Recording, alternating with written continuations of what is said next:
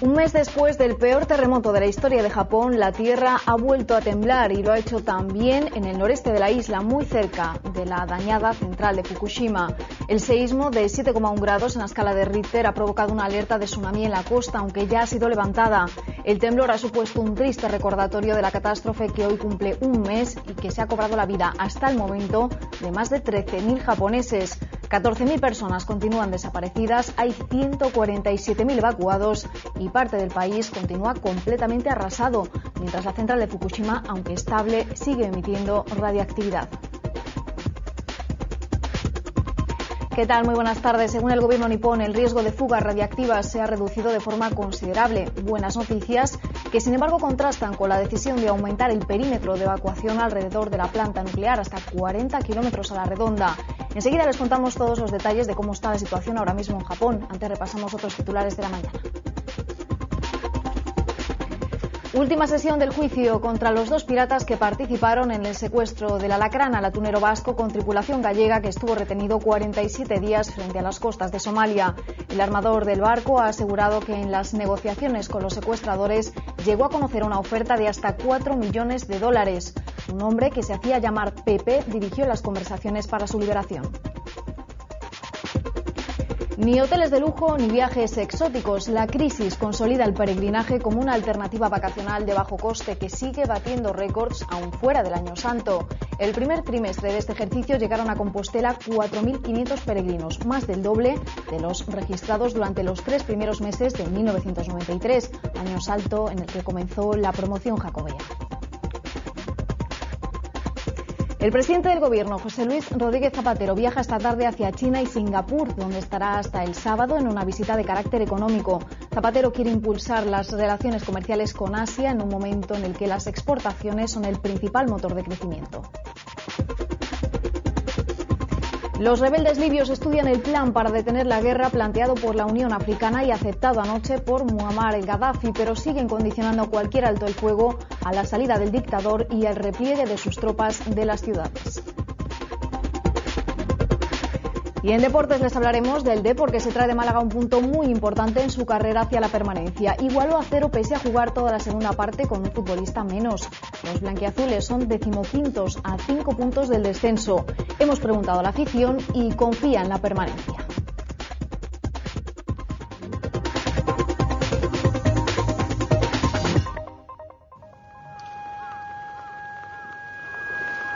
A las 6 menos cuarto de la mañana, los japoneses han guardado silencio para recordar la catástrofe que hace un mes le dio un vuelco a sus vidas. La mañana del 11 de marzo, Japón sufrió el 5º peor terremoto de la historia, seguido de un tsunami devastador y de una crisis nuclear que ha puesto en jaque al gobierno nipón. Los japoneses han recordado especialmente los más de 13.000 muertos contabilizados hasta el momento. Después, vuelta al trabajo. No quedan meses, sino años para reconstruir la zona noreste del país. Hoy el primer ministro nipón, Naoto Kan, ha agradecido a través de una carta pública, publicada en varios periódicos extranjeros, la ayuda internacional prestada a Japón tras el terremoto. Hace un mes, un terremoto de más de 9 grados y un posterior tsunami destrozó en menos de 2 minutos Japón. Olas de hasta 30 metros devastaron pueblos enteros. Miles de familias murieron y otras tantas quedaron rotas para siempre. El mar se tragó literalmente 40 kilómetros de costa. El país paró 11 de sus reactores ubicados al norte, pero el seísmo ya había hecho mella en la planta de Fukushima. El reactor 1 explotó. Tras él vendrían un sinfín de dificultades. La planta desprendía altos niveles de radioactividad. La amenaza de una catástrofe similar a la de Chernóbil sobrevolaba Fukushima. En estos 31 días las réplicas no han dejado de sentirse en Japón. Las autoridades fijaron un radio de seguridad de 20 kilómetros y hoy lo han ampliado a 40. Mientras el país intentaba sobreponerse, en el interior de Fukushima, un grupo de técnicos se afanaban en refrigerar la central. Un ejemplo al sentimiento Yamato Damacy, el espíritu japonés que supone sacrificarse por el bien común. Fuera de la planta, los ciudadanos hacían acopio de alimentos y agua embotellada, hasta que el gobierno alertó de posibles radiaciones en el pescado. El balance de la catástrofe es de más de 13.000 muertos y 14.000 personas continúan desaparecidas. Un desastre que, sin embargo, ha dejado imágenes para la esperanza. Él pasó 3 semanas a la deriva y hoy ya está con su dueña.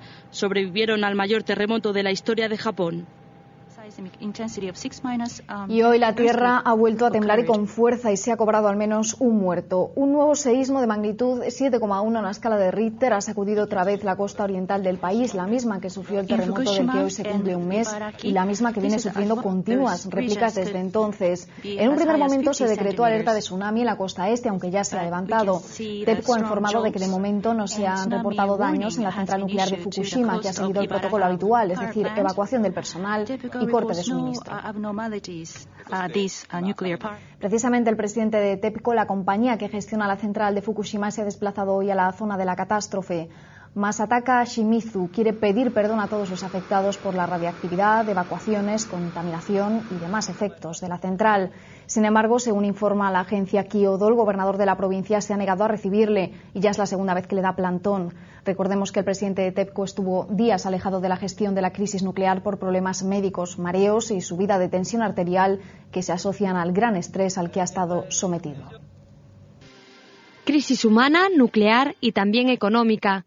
La nación más endeudada del planeta afronta una cuenta de daños de más de 210.000 millones de euros. A este importe habrá que sumarle el coste del desastre nuclear. El terremoto y posterior tsunami han dejado en la cuerda floja a la tercera economía más importante del mundo. Los mercados fueron los primeros en notarlo. El índice Nikkei perdió alrededor del 16% en los días posteriores al terremoto. El gobierno japonés reaccionó con inyecciones de capital para intentar reactivar la economía. Tuvo que intervenir el yen por primera vez en 10 años para atajar su depreciación. Además, diversas compañías japonesas se vieron obligadas a cerrar sus plantas. Y uno de los mayores problemas a los que se enfrenta el país son los cortes de energía que afectan a todo el tejido productivo.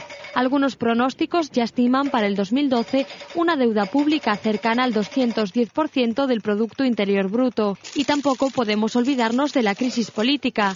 Y es que el gobierno de Naoto Kan está en el punto de mira. Su partido ha sufrido un duro revés en las elecciones provinciales celebradas este domingo.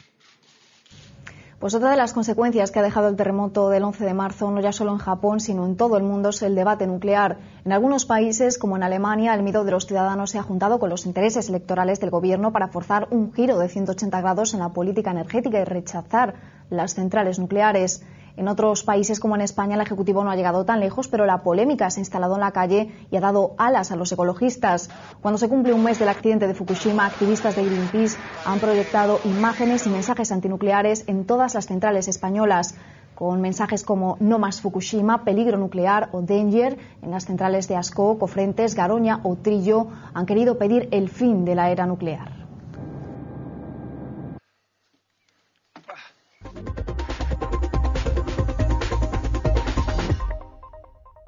Se lo contábamos en titulares, el Camino de Santiago sobrevive a la crisis, o más bien se aprovecha de ella. Los datos de peregrinos que han llegado a Santiago en lo que va de año afianzan la ruta xacobea fuera del año saldo y lo consolidan como una alternativa vacacional de bajo coste.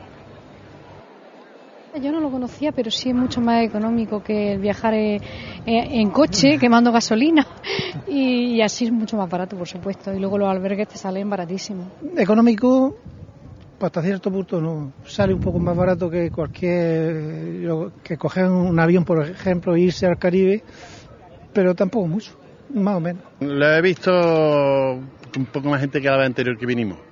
En los albergues ha habido más gente. He encontrado mucha gente que está en paro y aprovecha estos días pues para eso, pues no tengo dónde irme de vacaciones, pero me voy a hacer el camino.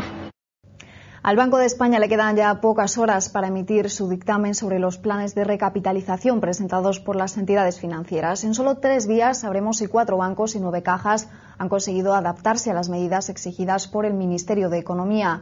Nova Caixa Galicia confía en superar ese trámite. Empieza una semana clave para el sector financiero de nuestro país. Este jueves el Banco de España se pronuncia sobre los planes de recapitalización que le han presentado 4 bancos y 9 cajas, entre ellas Nova Caixa Galicia. La entidad gallega espera que el supervisor admita su proyecto, único entre los presentados, de recapitalización mixta, es decir, captará fondos públicos del FROP y también de inversores privados. Solo hay 2 opciones: que los programas presentados reciban el visto bueno del Banco de España o que se proponga supongan nuevos ajustes. El organismo que encabeza Miguel Ángel Fernández Ordóñez cifra en 15.000 millones de euros las necesidades de capital que necesitan los bancos y cajas. Deben llegar al 8% de core capital, es decir, activos líquidos sin riesgo si son bancos, o al 10% si son cajas. Nova Caixa Galicia creará una nueva entidad bancaria, lo que rebaja sus necesidades, que aún así superan los 1.500 millones. Si el jueves el Banco de España le dice no a alguna entidad, tendrá otras 2 semanas para presentar una nueva propuesta con las recomendaciones.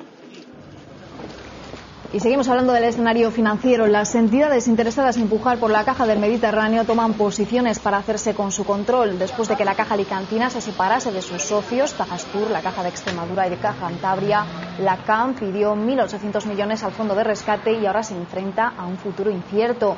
Tiene 2 opciones: encontrar a un comprador durante este mes de abril o que el Estado tome el 70% del capital, relevando a sus gestores y procediendo a la subasta. Un total de 8 entidades han mostrado su interés en hacerse con la Caja del Mediterráneo, entre ellas el Banco Santander y BBVA. El presidente del Gobierno, José Luis Rodríguez Zapatero, viaja esta tarde hacia China y Singapur, donde estará hasta el sábado en una visita de marcado carácter económico. Zapatero quiere impulsar a las empresas españolas en Asia y también captar nuevas inversiones. El jefe del Ejecutivo expondrá las reformas puestas en marcha por el Gobierno para despejar cualquier duda sobre la solvencia de la economía española. China ha mostrado un creciente interés por la deuda española y tendría en sus manos en torno al 12% de los bonos. El gobierno español quiere apostar además por impulsar las relaciones comerciales para aumentar las exportaciones en un momento en el que la demanda interna está en horas bajas. Y el presidente del PP, Mariano Rajoy, está en estos momentos en Berlín, en Alemania, donde se reúne con la canciller Angela Merkel. El líder popular trasladará a la máxima mandataria alemana su compromiso con las políticas económicas de la Unión Europea. En cuanto a España, quiere mostrarle su apoyo al modelo de austeridad y contención del gasto público. La última vez que se reunieron en la capital alemana fue en el año 2008, con motivo de la anterior campaña de las elecciones generales.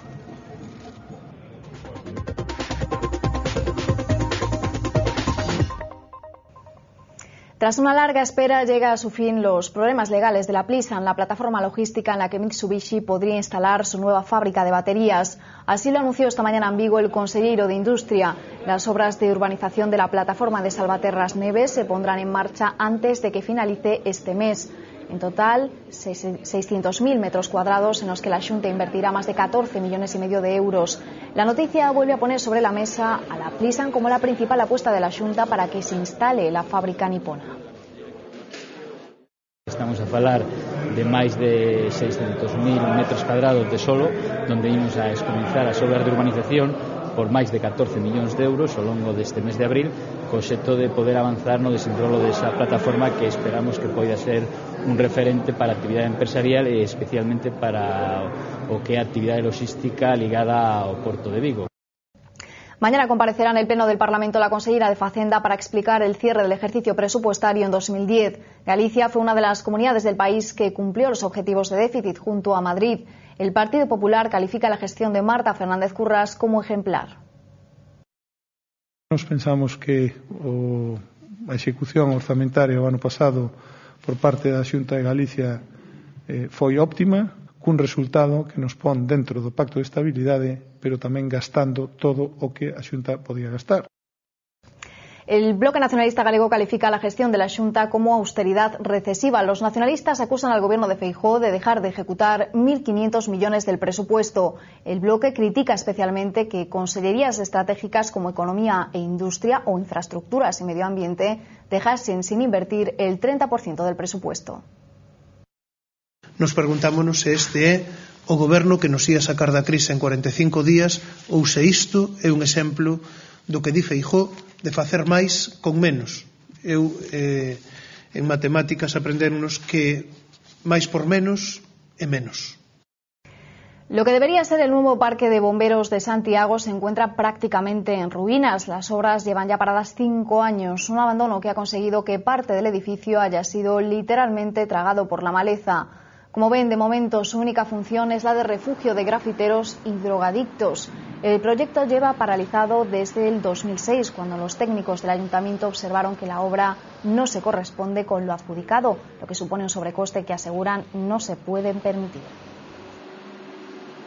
O proxecto que se estaba levando a cabo non é exactamente o proxecto aprobado pola Xunta de Goberno, senón que hai pois un exceso, impide que neste momento as tres administracións que tiñan pois competencia e responsabilidade, que era a Xunta, a Diputación e o Concello, poidan asumir neste momento o coste que supón rematar ese proxecto e esa obra.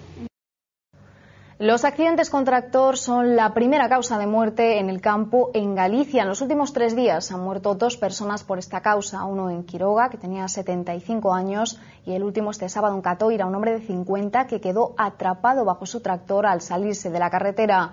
Desde septiembre del año pasado, 9 personas han muerto en Galicia por accidentes con un tractor. En la mayor parte de los casos, las víctimas son hombres de más de 50 años. Y es que parte de los siniestros están motivados por un exceso de confianza.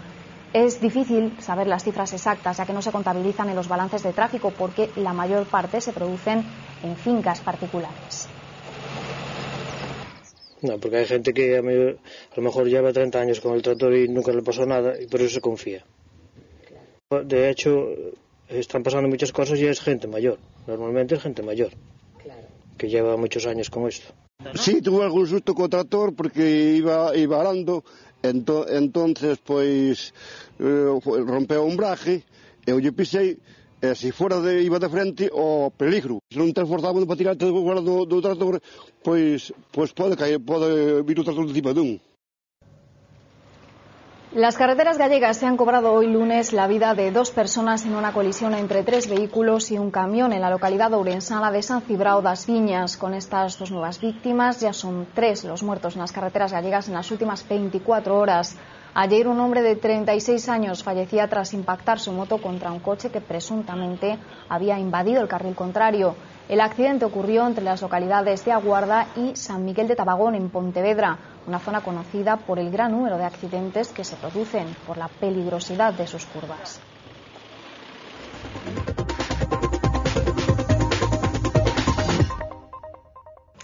Hoy queda visto para sentencia el juicio contra los 2 piratas que participaron en el secuestro del Alacrán, al atunero vasco con tripulación gallega que estuvo retenido 47 días frente a las costas de Somalia. Esta mañana se ha celebrado la última sesión en la Audiencia Nacional y ha declarado el armador del atunero, Kepa Echevarría. Ha asegurado que los 2 piratas detenidos tras producirse el secuestro del buque el 2 de octubre del 2009 fueron parte de las negociaciones desde el primer día. Y sobre el dinero del rescate ha dicho que él llegó a conocer una oferta de $4 millones. El armador ha explicado que un hombre que se hacía llamar Pepe fue la persona que dirigió las negociaciones con los piratas para liberar el Alacrán.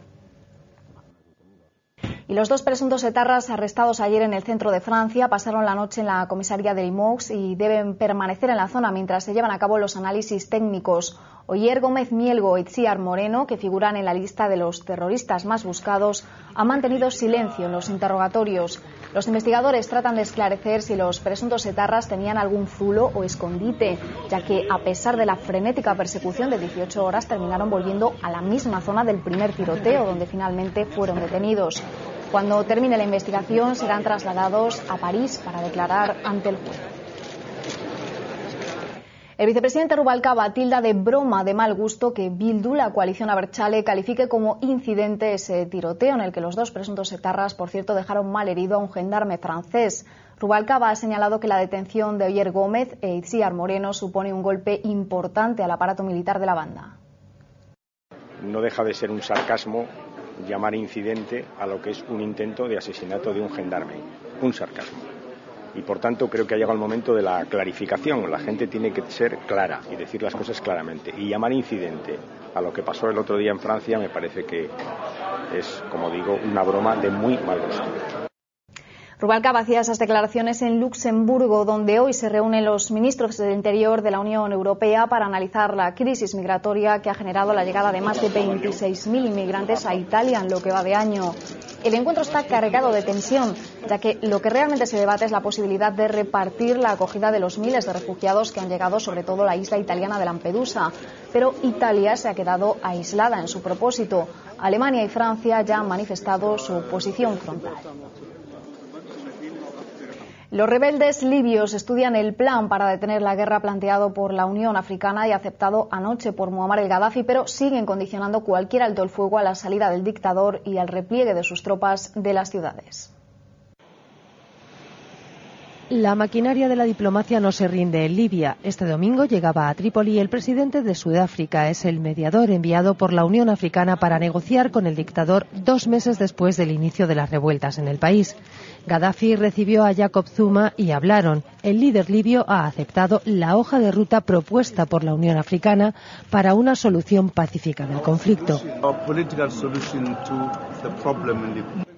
Dice Zuma que el dictador libio se muestra dispuesto al diálogo con todos. Un plan que incluye un cese del fuego inmediato y en el que se ha discutido la salida del poder de Gaddafi, aunque no se ha avanzado a qué conclusiones han llegado sobre este punto. El líder libio ha vuelto a mostrarse ante sus seguidores como triunfador.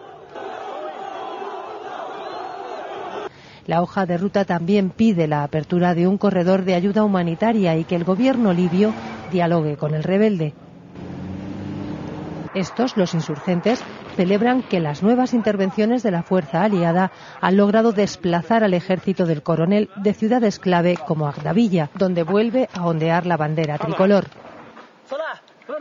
Segunda visita en 15 días de Silvio Berlusconi a los tribunales. Esta vez asiste a una nueva vista del juicio por Mediaset, en el que se le juzga por un supuesto delito de fraude fiscal. Il Cavaliere está imputado en este proceso junto a otros 9 acusados más, entre ellos el director de Mediaset, Fedele Confalonieri, y el productor estadounidense Frank Anagrama. El primer ministro italiano asegura que no existen pruebas en su contra, sino invenciones abstractas, y sostiene que no será condenado ni siquiera en sueños. También se ha referido a otros procesos que tiene abiertos, como el caso Ruby. Asegura que le dio dinero a la joven marroquí para evitar que recurriera a la prostitución. A partir de hoy en Francia no se puede llevar velo integral en las calles. Entra en vigor una ley polémica aprobada por la Asamblea con un solo voto en contra. Las mujeres no pueden cubrir su rostro en cualquier espacio público, edificios administrativos, restaurantes, ni siquiera en el interior de su coche. Se arriesgan a multas de 150 euros y los que les obliguen a ponerse un burka o un niqab podrían acabar en la cárcel hasta 2 años y con multas de unos 60.000 euros. La norma ya se ha cobrado sus primeras víctimas. 3 mujeres han sido detenidas en París por llevar el burka integral durante una manifestación celebrada esta mañana en la capital francesa. Una cuarta ha sido detenida cuando se encontraba en la estación de tren de Aviñón. Y en Perú, Ollanta Humala gana la primera vuelta de las elecciones presidenciales. Con el escrutinio al 65%, el candidato nacionalista logra el 28% de los votos. Se sitúa así por delante de sus 2 principales rivales, el exministro de Economía, Pablo Kuczynski, que obtuvo un 23% de apoyos, y la populista Keiko Fujimori, con un 22%. Ambos se disputan la opción de concurrir junto a Humala a la segunda vuelta prevista para el 5 de junio. Quien ya ha reconocido su derrota es el expresidente Alejandro Toledo, que hasta hace un mes era el favorito.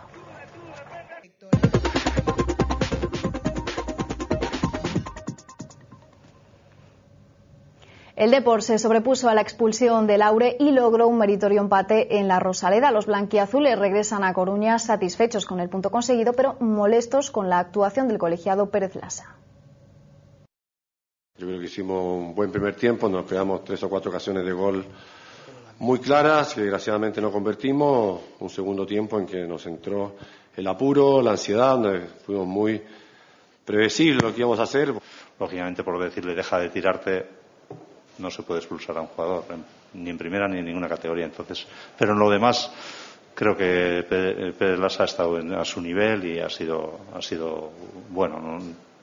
Nos vamos contentos por cómo se presentó el partido, que con uno menos pues sabíamos que iba a ser difícil sacar los 3. Hemos sabido defender bien, trabajando mucho por la calor que hacía, era difícil, pero bueno, sabíamos que era un rival directo y que que no podíamos dejar que se nos escapara por lo menos los 3 puntos. Los coruñeses dan un pequeño paso hacia la permanencia y en V Televisión hemos querido palpar las sensaciones de la afición deportivista. Confían finalmente en que el equipo salve la categoría y, sobre todo, le auguran un buen futuro al club. Tiene ahora 3 o 4 partidos asequibles que puede sacar ahí 9 puntitos y con esos 9 puntos, para adelante. Después de tantos años arriba, pues sería una pena, ¿no? Bueno, que leve unha lección de humildade que cobren menos e que xoguen máis. Jugar contra el Celta outra vez? Sí, eu en Lotina confío, a verdade eu vexo que é un bo entrenador, a verdade. Yo creo que el ciclo ya se acabó. Yo creo que el vestuario ya no lo tiene controlado. Que mejor que él no lo vamos a tener. Eso téngalo por seguro. Hace falta caras nuevas, gente nueva y darle oportunidades a gente que realmente lo vale. Está en una situación que es prácticamente concursal, por lo tanto todos los cambios son buenos, pero si no se tiene el dinero creo que tirar con lo que tiene la casa es lo mejor que puede haber. Lendone debe de cortar ya, darle paso a otros como hicieron el Atlético de Madrid, toda esa gente ¿no? Van cambiando a ver cómo es, metieron a de las Flores ese, y van tirando como pueden, pero es que aquí no, aquí se encierran en una cosa, coño, parece que están enfosados en una mesa para no marchar del poder, eso no puede ser, hombre, no puede ser. Del resto de la jornada dominical nos quedamos con la manita del Valencia al Villarreal y con el 3-0 del Atlético al La Real en el mejor partido de los colchoneros en lo que va de Liga. Además, el Sporting se acerca a la permanencia al vencer por 1-0 a Osasuna. Racing y Levante empataron a 1 y Hércules y Español igualaron a 0. Quedan solo 7 jornadas y la diferencia entre Barcelona y Real Madrid es de 8 puntos. El Valencia eleva 6 su ventaja sobre el Villarreal. Cuarto, Sevilla y Athletic siguen en puestos de Europa League pese a no ganar sus respectivos compromisos. El Deportivo es ahora 15º a falta del Zaragoza-Getafe de esta noche. El colchón sobre el descenso será en cualquier caso de 5 puntos. Hércules, Málaga y Almería cierran la tabla. Pues con los deportes terminamos de momento, pero ya saben que la información regresa en menos de una hora a las 4 en punto, aquí en Galicia, V Televisión.